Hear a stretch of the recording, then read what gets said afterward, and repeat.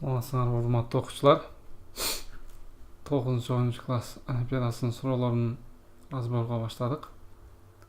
Биринчи суроо. Боковые корни отходят от. Бул жерде листьев корень отходит эте албайт.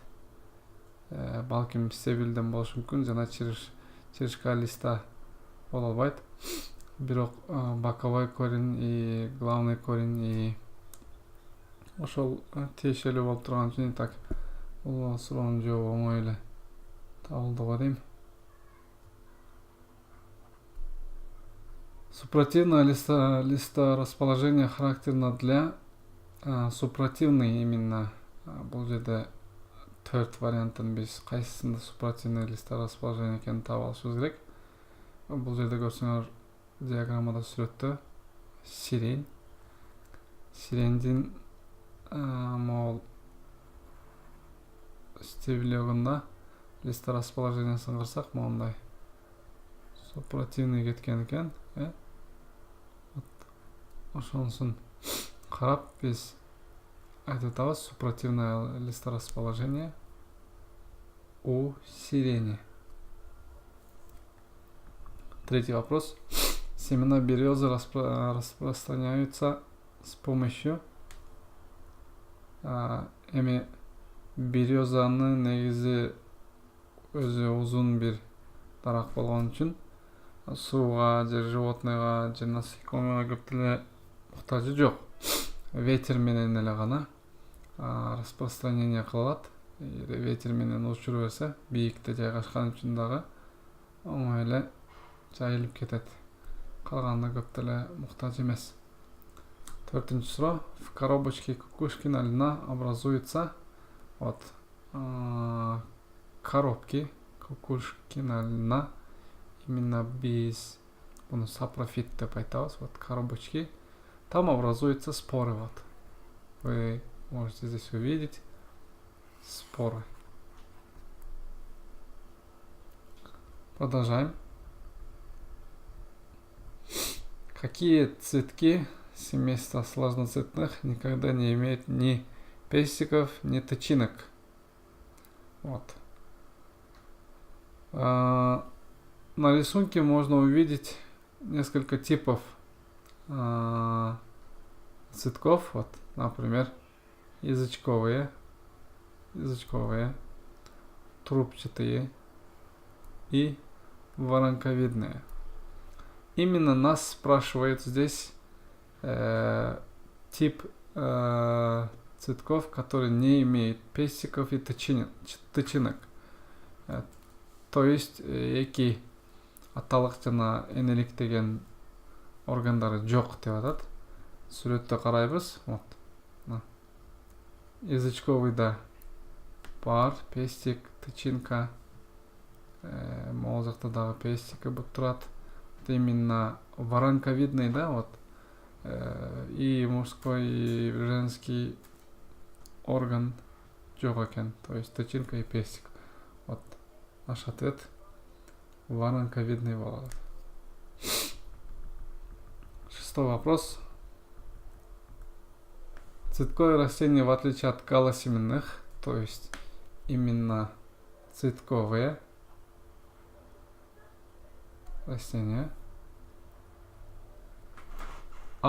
имеет корень или стебель и листья, размножаются с семенами, размножаются вегетативным путем. Нет. Эң негизги различие айырма бул галосеменойлордон у цветковых растений бывает цветок и плод. Вот поэтому у галосеменных это отсутствует цветок и плод, вот поэтому их называют галосеменными, то есть они голые в этом смысле. 7. Пекарские дрожжи относятся к... Мы знаем то, что дрожжи это и входят в группу именно в царство грибы. Не к археобактериям, не к лишайникам. Они именно входят в группу сумчатые грибы. Вот сумчатые грибы они относятся к высшим грибам. 8 сура. Запасные белки у растений накапливаются. То есть мы должны определить, где именно накапливаются запасные питательные вещества, особенно белки. Некоторые запасные питательные вещества накапливаются в вакуолях, жидкие, именно сок. Но именно белки, они запасаются в клеточном соке. Этот вопрос немножко связан с знанием темы или контекстом, скажем. 9 вопрос. Половое размножение хламида банана происходит при неблагоприятных условиях. Или мы можем сказать то, что во время благоприятных условиях хламида банана сначала пытается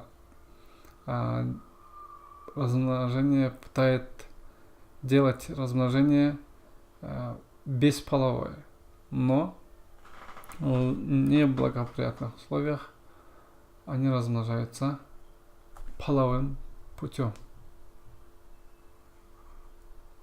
Так, 10 вопрос. Самоопыление присуще к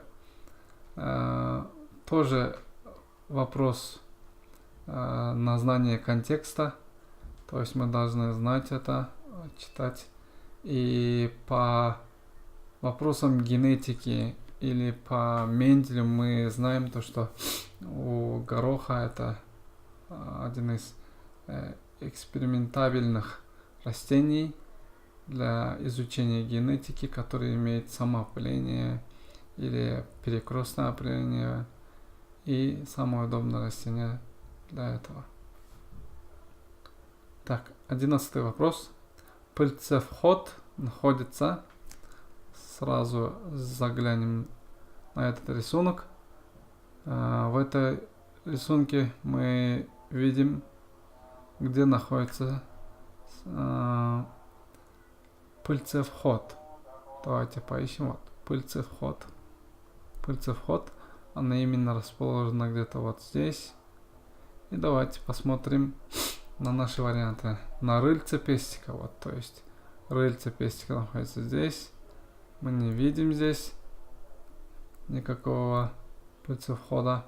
Само слово, она и называется пыльцевход. То есть пыльца, она куда-то входит или заходит в зародышном мешке. Давайте взглянем, где наш зародышный мешок. Вот, зародыш, да? Туда мы не увидели, где она. Тычинка, так, где здесь и так не видно тычинки. Тычинка не может присутствовать и так, как пыльцевход. Семязачатки вы можете здесь еще раз увидеть. Вот эта часть растения, она и называется семязачатком. И пыльцевход находится в семязачатке. 12 вопрос. 12 вопрос. Ядро отсутствует в клетках. В каких клетках? Этот вопрос наверняка был много вы обсуждали про это, но давайте посмотрим на варианты. Ситоидные трубки, они трубки, которые имеют клетки-компаньоны. Внутренности этих клеток во многом пустые, то есть они просто проводят питательные вещества. Многие жизненные функции помогаются или же делаются клетками, которые называются компаньоны, которые помогают ситовидным трубкам. И так как они пустые, они не имеют ядра. Трахеиды — это часть ксилемы. Они мертвые клетки, вот поэтому не могут иметь ядра. Пробки тоже мертвые клетки, которые находятся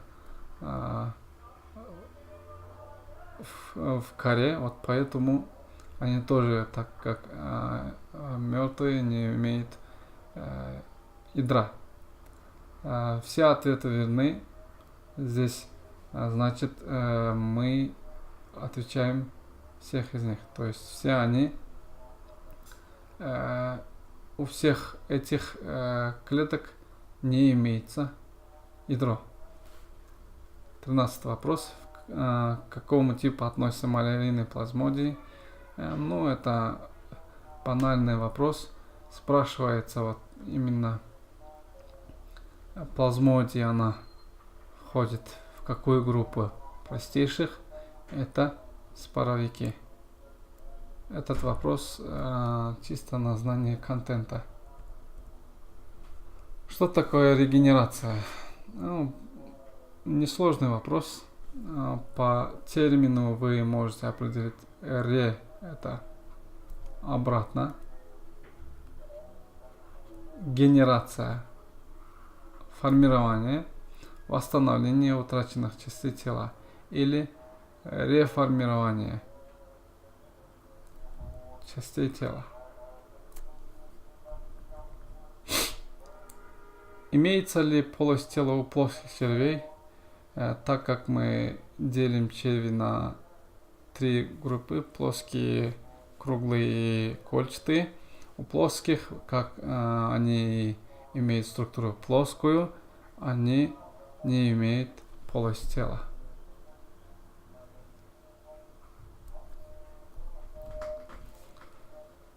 Как устроена выделительная система кольчатых червей?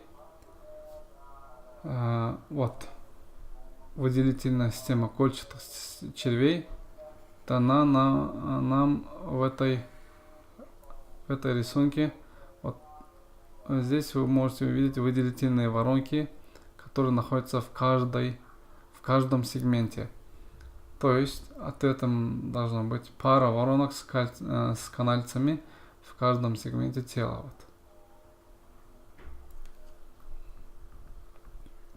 Кем являются рабочие муравьи? Мы должны знать муравейник или же муравьев в этом вопросе. Вот. Кто такие именно вот рабочие в этой системе муравейники? Они недоразвившиеся самки.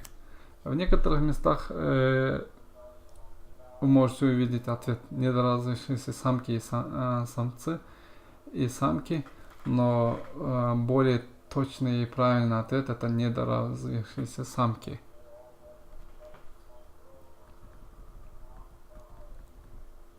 Чем дышит прудовик? Мы знаем, что моллюски, они дышат в большинство жабрами.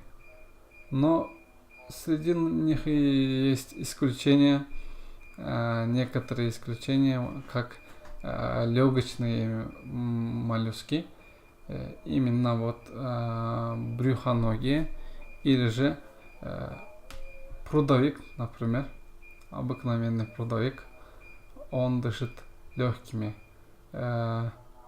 несмотря на то, что они живут в воде или же под водой, в прудах. Они поднимаются на поверхность воды и частично дышат атмосферным кислородом через легкие.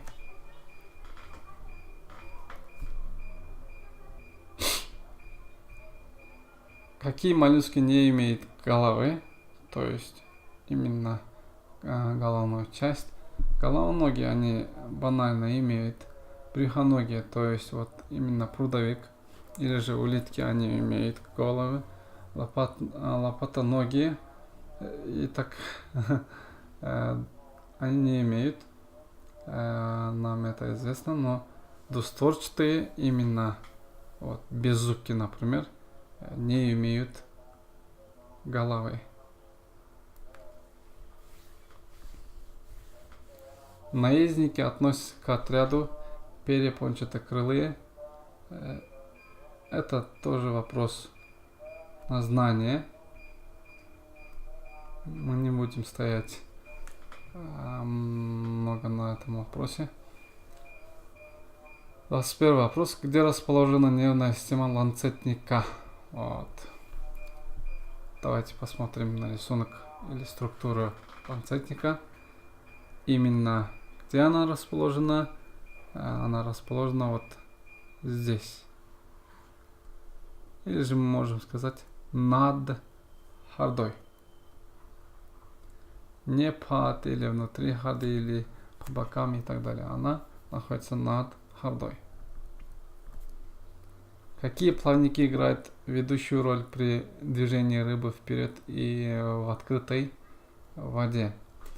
Ну, смотря на передвижение лодки или же подводной лодки, вы можете догадаться, то, что движение вперед большинство играет роль именно хвостовая часть этих подводных лодок. Там у них находятся вентиляторы. Так как у рыб тоже как бы имеется плавник именно в хвостовой части, это способствует движению рыб вперед в открытой воде. Какой отдел головного мозга у земноводных развит слабее, чем у рыб? Снизу нам дана структура, нервная структура рыб и земноводных. Давайте сопоставим их между собой. И мы сразу же видим здесь, что эта часть, которая называется мозжечком, у земноводных более слабая или же более маленькая, чем у рыб. Вот. У рыб она вот развитая, большая, ярко выраженная. Вот поэтому и ответом должен быть мозжечок. Здесь и дана она вот мозжечок развит более слабее, чем у рыб, у земноводных. 24 вопрос. Для чего служит киль у птиц?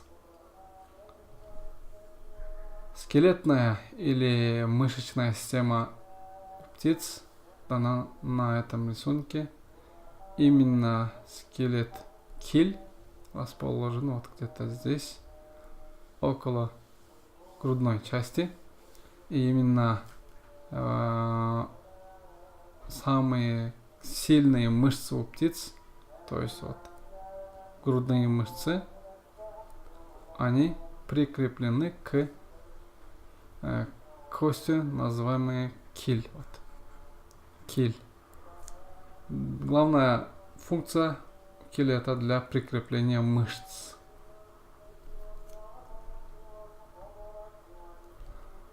Для рассекания воздуха, для устойчивости в полете, для защиты внутренних органов. Но менее правильные ответы они. Самый правильный ответ это В. 25. Соматическая нервная система называет. Мы делим нервную систему на автономические и соматические.